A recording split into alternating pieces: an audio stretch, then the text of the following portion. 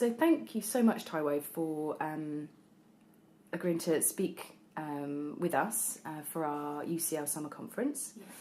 Yeah. We've already just introduced you live, so I won't go into that, but yeah, take it away whenever you feel ready. Okay.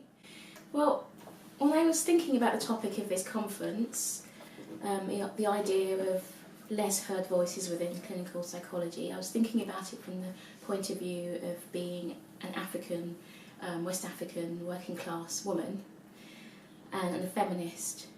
And by virtue of who I am, how I'm positioned by society and perceived in a patriarchal, racist, class-conscious, heteronormative society, I've always been interested in subjugated knowledge and the power of experiences and voices that exist in the margins of society, as I often feel that my experience has been in the margins of psychology. And I'm from a very political, socially conscious family. Always been very much interested in the importance of thinking about the global context and having a sense of myself as being part of a global family, as it were. Also, as well as coming from a politically, socially conscious family, I'm also have been acculturated into not just a Western English culture, but West African culture, and also the cultures of all the people that I've formed relationships with over the years. And it feels clear to me that psychology, as I know it, as we know it, is Western psychology, which is based on the minority world, and it has little appreciation for the fact that there are many different psychologies that have existed and still exist in the global world, but also within British society itself. And it always amazes me how much I think we neglect to think about that. There are lots of other psychologies based on political worldviews, such as liberation psychology, where we understand mental health problems as always connected to the context of harm, abuse, discrimination, oppression. And there are also forms of psychologies that are based on spiritual, religious and mystic schools of thought, such as Buddhist, Hindu, Islamic, Sufi, Christian, Judaic psychologies, and so on. But I also think that Western psychology itself seems to have severed connections with its own pagan past, associated with respect for the relationship between nature and healing. And as a result of killing off in the 15th, 16th and 17th century millions of European women who were scholars and priestesses and midwives and mystics and nature lovers, herb gatherers, widows, single mothers, and women so attuned to the natural world that they were badly witches, this higher spiritual wisdom and healing and ideas about healing, I think, has either been lost or relegated. So now we have a psychology intent on ensconcing itself within a scientific discourse that relies on objectivity and reductionism. As much as we try to move away from that discourse or critique it, I still think it's fundamentally how we understand psychology and how we understand how to move psychology forward. And I refer to British and European culture as minority world culture because cultures from Africa and Asia, the Far East, the Middle East and Latin America, for example, make up the majority of the world. And so I refer to them as majority world cultures, even though we often think of them as somehow a second thought, or they're othered as something different from mainstream. But actually most people in the world think in a way that comes from those other cultures that we often don't really have much connection with.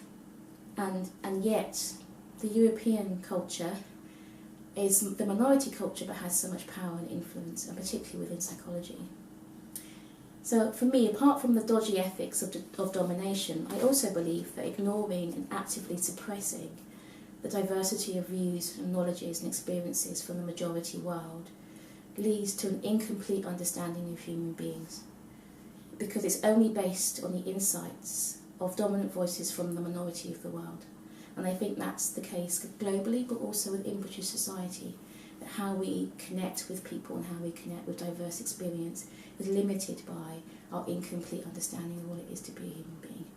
And we're still very much developing theories based on how to think differently, behave differently, And there are so many other ways of thinking about human beings that are based on other ways of understanding the world, such as spiritual, nature-based, creativity-based ideas, political ideas.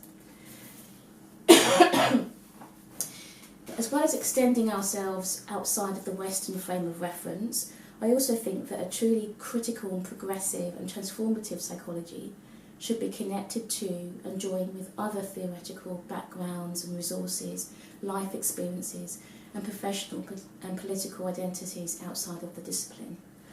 And particularly, most importantly, the life experiences of everyday people.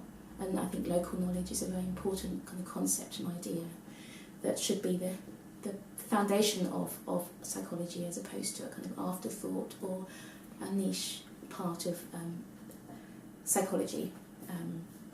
So that means really learning from the people that we are trying to support and help in a very meaningful and not just tokenistic way.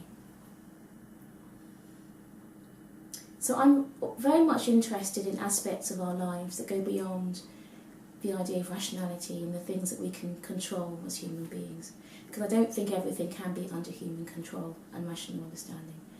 As I'm also interested in aspects of our lives that are shaped by cultural and social and political context, and the ways in which we're harmed by those experiences, but also the ways in which we creatively resist them.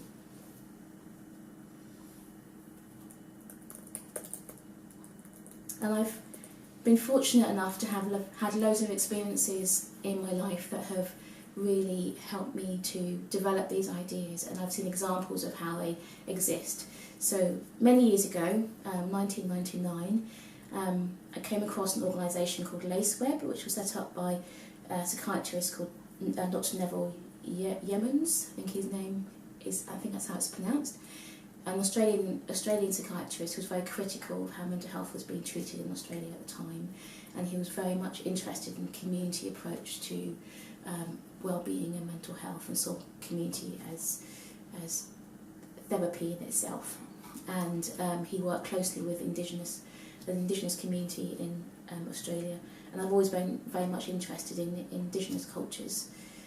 So I was looking for alternative, ancient Indigenous understandings of healing, and schooling myself in them. I was very interested in them, and I came across this organisation, and as a result of that, it's an organisation of non-traditional healers, and came across a kind of camp, as it was called, in Australia, run by an Aboriginal, Indigenous Australian couple.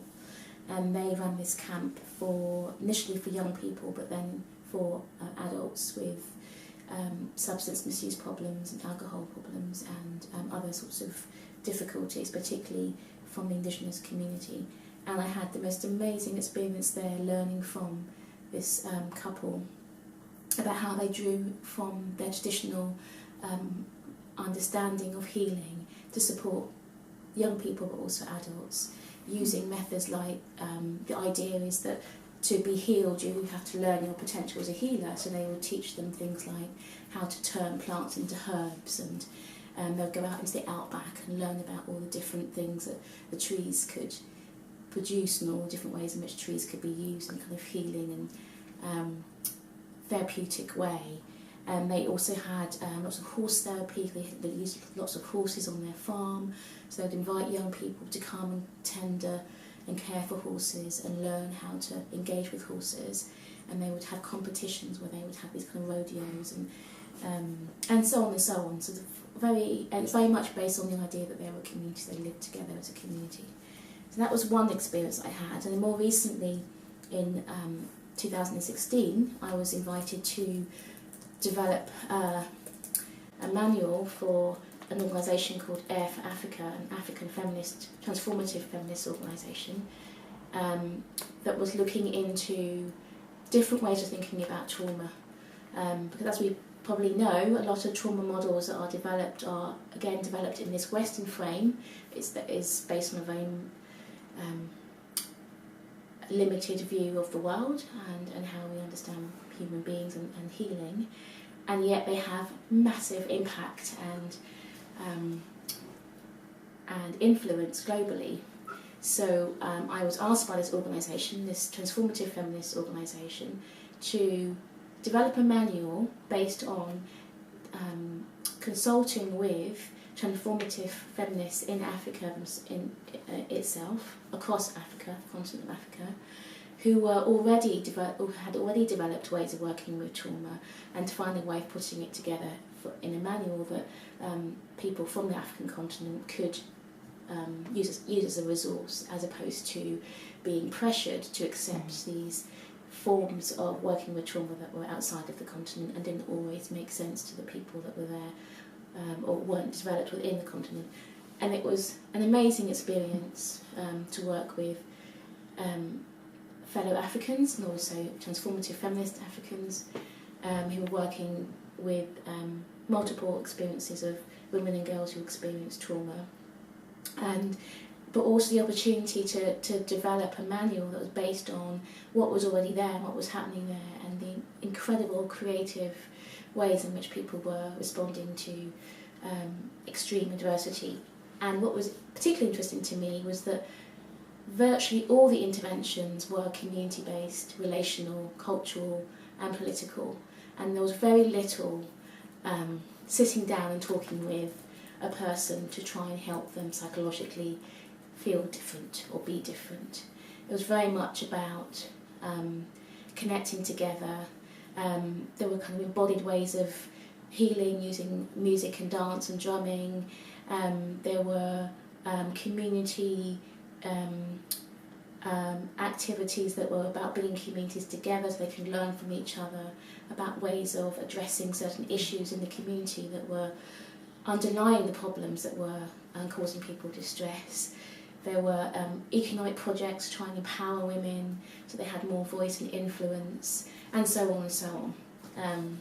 So I think these experiences really helped me by moving out of psychology in the world of psychology as I know it here, and going to other places and not just other places that are influenced by Western psychology, but are doing things based on knowledge that comes from that place. I was able to really see that it's possible to do things differently and to draw on different knowledges and voices. And what's exciting about British culture is that British culture already has a lot of diversity within it and worldviews, and we don't really have to be going out into the kind of global sphere to connect with those different ideas and worldviews. And perhaps all that we need is a change of our own thinking so that we are more open to alternative ways of thinking about things. And I'm really interested in when you came back from those two different experiences that you've just described, how did you go about embedding that into your own practice? Did you kind of think about that carefully, or did it kind of naturally happen, or could you say a bit about that? I think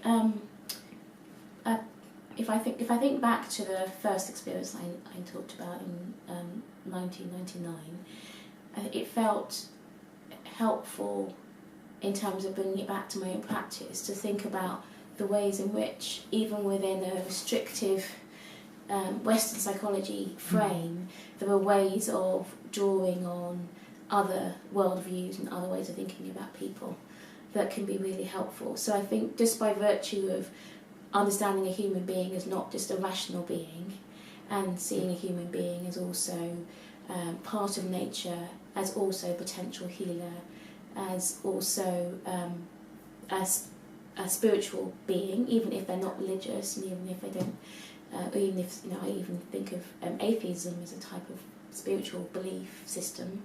It's a belief about the world and how we exist in relation to the world.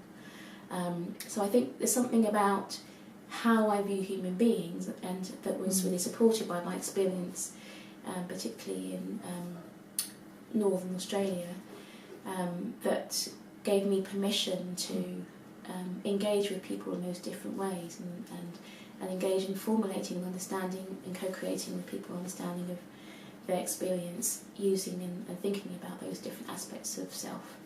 And I think that by being able to do that, different options for what might be helpful in terms of intervention become open to you. So I am very passionate about using creativity and thinking about young people and families and adults as creative, inherently creative beings, and so that's something I very much use in my practice, both in terms of how I might work in a traditional way in a session, but also how I might broaden out of the session and traditional ways of working, and in terms of where I might see people and what we might do, what I might think of as potentially helpful to somebody, but always trying to find a way of connecting with the person's experience and what's meaningful to them. So I've used photography with young people that are really interested in making photographs. I've used the analogy of cooking and not so much the recipes of life, that kind of idea. People have been really interested in cooking. I've worked with my friend and colleague Gillian Hughes with gang-affected young people, kind of making a film about their experience. I've worked with young people around using their poetry as a way of thinking about how they view themselves and how they view the world, and their sense of themselves as creative and having something to say. So yeah, I guess something about using creativity to both challenge some of the ideas that I have about what it is to be a psychologist and what is ultimately going to be helpful to somebody, expanding that to incorporate what the person actually finds helpful or meaningful and all the different aspects of that, but also using creativity to connect to the creativity of the client and using what's most meaningful to them to be the basis of what we do together.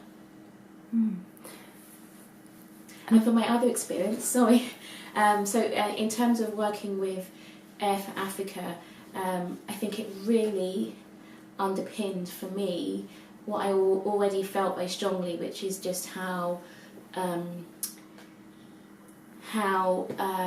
powerful and perhaps even sometimes dangerous sometimes trauma discourses can be, because they can be presented in a very knowing way. So this idea that there is a thing called trauma, and we understand what it is, and we understand how it impacts on human beings, on their memory, on their brains, and on their psyche, and therefore we have interventions that we know work to reduce trauma. And I think there are lots of ways in which that's complicated and difficult, I think, in how we reduce people to their brains and how their brains function or how their memory is, and we don't think about the cultural and political and social context that trauma often arises in. So I think that really, for me, underpinned that kind of view and the importance of thinking about sexual violence and poverty and discrimination as contexts that often are where trauma arises from, and that's where we should be really intervening. Thank you.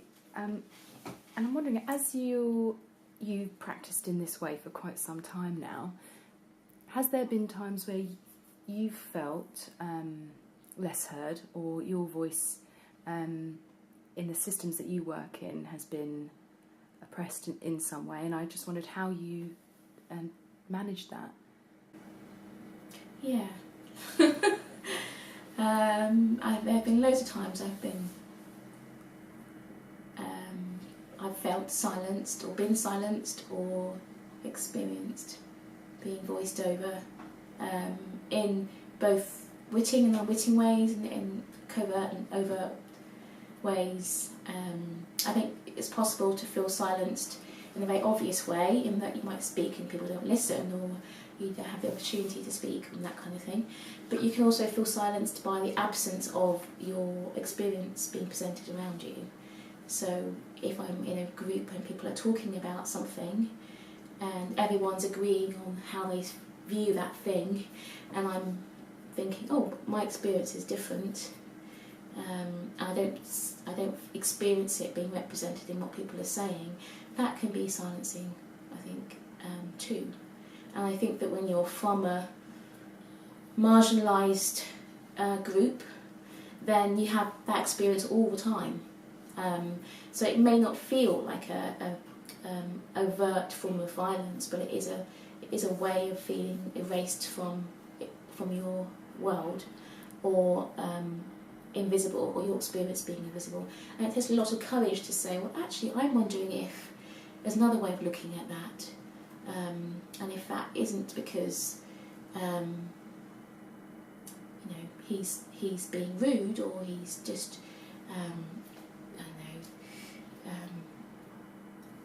not thoughtful, but actually maybe this is an example, this is the result of having experienced being positioned in that way as a black man, or whatever it might be, and kind of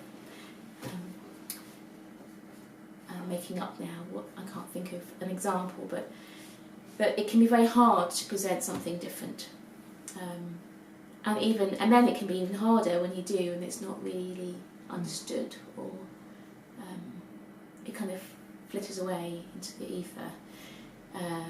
So I think, yes, how I've coped with it, I think there's so many different ways I have. There's times I've just been silent. There are times I've tried to speak up but not successfully managed it. I'm not always confident in my own voice, so I try to draw on my strengths. So I often say to people that talking is like my first language, my second language, and that writing is my first language. And so sometimes I use writing as a way of saying things that I haven't been able to fully say using words. So I try to draw on my strengths, and also try to be kind to myself when I haven't been able to speak up or assert a difference or a different worldview.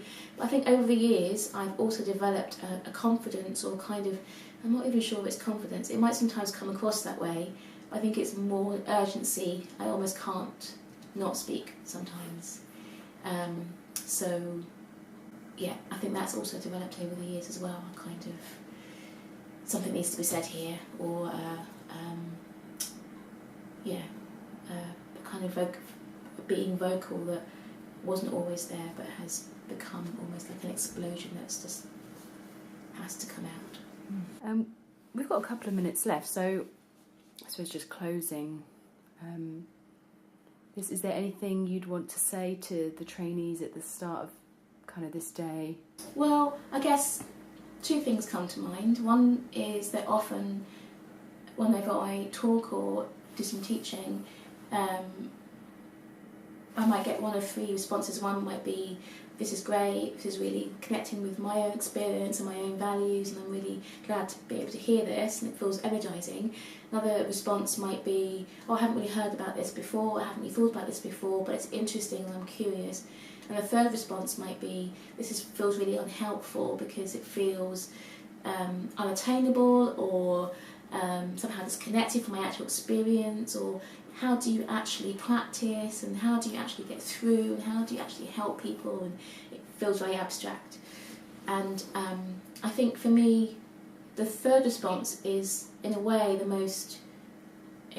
maybe the most important one to speak to, because I think it's a really important one to acknowledge, and it makes complete sense, I think, in the context that we're in, that there's so much pressure, subtly and not so subtly, to know and understand. And if you're a psychologist, you have a frame, and having a frame means you're doing your job well. So ideas like evidence-based practice and nice guidelines give us this kind of security that we are being professional and we are being responsible, and scrutinising ourselves the right way. So I think any ideas that feel like they're outside of that, or that challenge the idea of evidence-based practice or nice guidelines or having a frame or knowing or being expert, can almost feel like you're saying, don't be professional, don't be responsible, don't scrutinise yourself. And I think I'd want to both acknowledge that and respect it and understand it, but also open it out a bit for scrutiny, because I think that it's always important to think about and scrutinise the ideas that we are informed by, and think about where they come from and what the agendas are that underlie them. So the idea, for example, that evidence is based on being professional can be opened up and scrutinised. We know that evidence-based practice is based on very specific types of research, and it prioritises science or scientific research over subjective voices of service users, for example. And I would argue that it makes more sense to scrutinise ourselves based on the views of clients and service users. And also, scientific research isn't scientific often. It's full of exclusion criteria and all kinds of things that mean that lots of people are excluded from the research. So when you do a deep dive into a lot of NICE guidelines, they're based on RCTs that often exclude the types of clients that we actually see. So, often excluding people with comorbidity or who have self-harmed or who have been gang affected or who might have a learning difficulty, that kind of thing. So I think there's something about how we open up some of these ideas and think about what agendas they support. So evidence-based practice and NICE guidelines very much support the government agenda that has been very explicit over the years around locating problems within individuals and locating responsibility within individuals, and trying not to highlight the social context of austerity and poverty and racism and other kinds of oppression. So you're never going to get NICE guidelines saying, well, if we get rid of patriarchy and sexism, heteronormative ideas and homophobia, then that will support people's well-being. That's never going to happen, even though there's probably loads of evidence that might be the case, or is the case. So we are only going to get a certain kind of discourse coming through those ideas. So I guess I would just want to encourage trainees to, as much as they might need to get through the system as they're training, and might very much need clarity and certainty and knowing, to not be afraid of what not knowing or being curious or being uncertain might also mean. I think it's very freeing, and I think it can be very enriching to really understanding the complexity of being human and the complexity of being human in our society, to be open to those other ideas, and to be really truly open to what people are saying to us, because often, in my experience, clients are saying how I feel has been impacted on by austerity and poverty and experiences of oppression. So how do we really truly listen to that and respond to it without feeling overwhelmed by needing to fix them in some way?